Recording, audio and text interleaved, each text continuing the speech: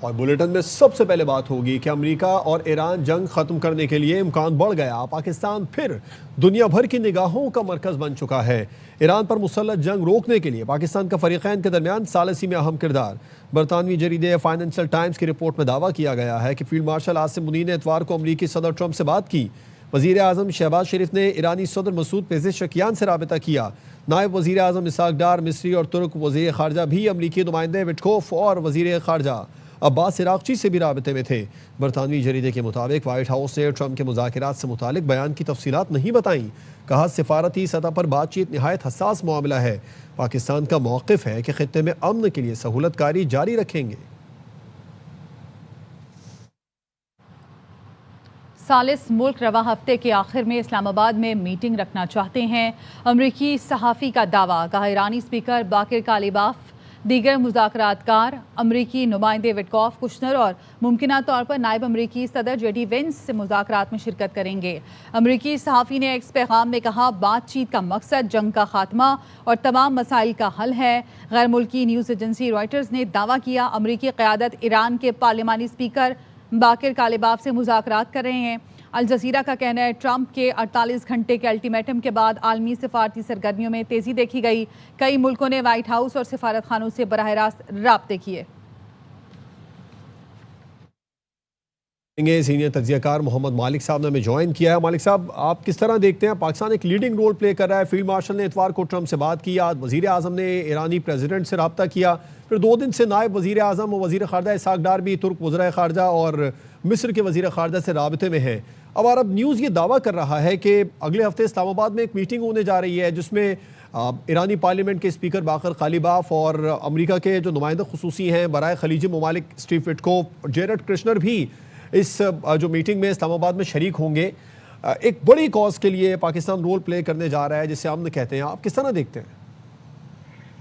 دیکھیں، بہت important development ہے اور خاص طور پہ یہ پاکستان کا رول بدلا تھا بیان المبعوث کے بعد۔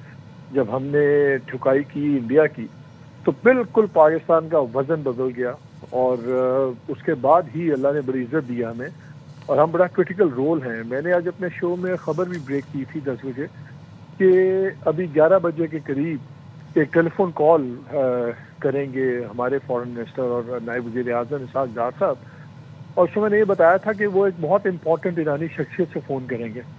اس وقت ہم نے اس کو تھوڑا سا ان کا نام نہیں بتایا تھا کیونکہ اس سے کچھ سیکیورٹی ریزنز تھے، تو پھر اس کے بعد کنفرم ہوگی جب ان کی بات ایرانین فارن منسٹر عراقچی صاحب سے بات ہوئی اور اس میں کچھ تفصیلات طے ہونی تھی، اور اصل چیز یہ تھی کہ ابھی ہمیں اس کا نہیں پتا کہ فائنل بات کیا ہوئی ہے، لیکن جو مین یہ ٹیلی فون کال تھی یہ اس میٹنگ کے لیے ہی تھی کہ ایران اس میں اپنی رضامندی فارمل دیتا ہے کہ نہیں دیتا۔ جو اسلام آباد میں ٹاکس کی بات ہو رہی ہے کہ یہاں پہ سٹنگ ہو اور سارے آئیں، آئی تھنک یہ بھی کل تک ہمیں کنفرم ہو جائے گا۔ اگر آفیشیلی نہ بھی ہوا تو انشاءاللہ یار بھائی یہ خبر بھی بتائے گا کہ اس میں کیا چیزیں فائنل ہوئی ہیں۔ یہ بڑا ہی سینسٹیو تھا اور یہ پچھلے ٹیوزڈے کے قریب، منڈے ٹیوزڈے کو پچھلے یہ فیصلے ہو گئے تھے کہ یہ اس سمت میں باتیں جائیں گی، اور یہ 12 مارچ کی جو میٹنگ تھی فیلڈ مارشل سعودی عربیہ گئے ہوئے تھے اور وزیر اعظم صاحب تھے، یہ دونوں تھے، اور ان کی ملاقات شہزادہ محمد بن سلمان سے ہوئی، تو اس میں مین یہی تھا کہ سعودی عربیہ کا رول زیادہ ایگریسو اپنا رول پلے کرے۔ اور اگرچہ ویسٹرن میڈیا میں بہت زیادہ چلا کہ جی محمد بن سلمان ان کے یہ بڑا زور ڈال رہے تھے ٹرمپ کے اوپر کہ جی آپ صفایا کریں، ایران کو تباہ کر دیں، لیکن یہ میں without any fear of contradiction کہہ سکتا ہوں کہ اب جو یہ امن کا صحیح جو بات چیت چلی ہے اس میں کلیدی رول سعودی عربیہ کا ہی ہے، اور 2-3 چیزیں ثابت ہو گئی ہیں۔ دیکھیں، ایران نے جو بھی باتیں کی اس نے اس کا عمل کیا۔ جو امریکنوں کی ساری کیلکولس غلط ہو گئی، ان کا پہلے خیال تھا ہم جائیں گے ہفتہ 4 دن نہیں ہفتہ 10 دن تباہی پھیریں گے اور ایران لمبا لیک جائے گا، تو وہ غلط ہوا۔ پھر ایران نے کہا تھا کہ جہاں جہاں بیسز ہیں ہم اگر ہمارے پہ اسٹرائک ہوں گی ہم ان بیسز کو اسٹرائک کریں گے، وہ بھی انہوں نے اسٹرائک کیا۔ جب انہوں نے ان کی آئل فیسلٹی کو ہٹ کیا، انہوں نے مڈل ایسٹ کی آئل فیسلٹی کو بھی ہٹ کیا، جی انہوں نے نیوکلیئر سائٹ کو ہٹ کیا، تو انہوں نے اسرائیل میں ان کے نیوکلیئر ایک ریاکٹر کے قریب بامبنگ کر دی.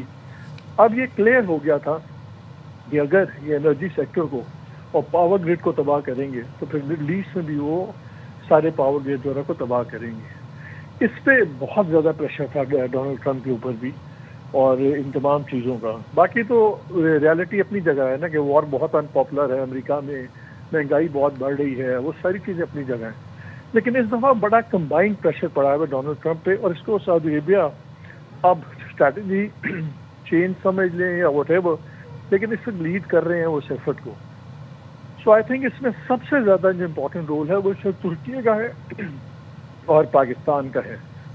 اور جہاں تک تعلق ہے اردوان صاحب کا, دیکھیے 3 لوگ بڑے امپورٹنٹ ہیں مڈل ایسٹ میں, محمد بن سلمان اور ترکیہ کے صدر طیب اردوان. یہ دونوں بہت امپورٹنٹ ہیں ڈونلڈ ٹرمپ کی مڈل ایسٹ پالیسی کے لیے. اور ترکیہ اور پاکستان یہ ملٹریلی بھی 2 سب سے بڑی طاقتیں یہی ہیں جن کا ایکسپیرینس بھی ہے لڑنے کا, ان کے پاس ایکسپرٹیز بھی ہے اور سب کچھ ہے. تو ان دونوں کا بہت زیادہ ایک رول بن گیا ہوا ہے. سو یہ بڑی ڈیولپمنٹس ہوئی ہیں اور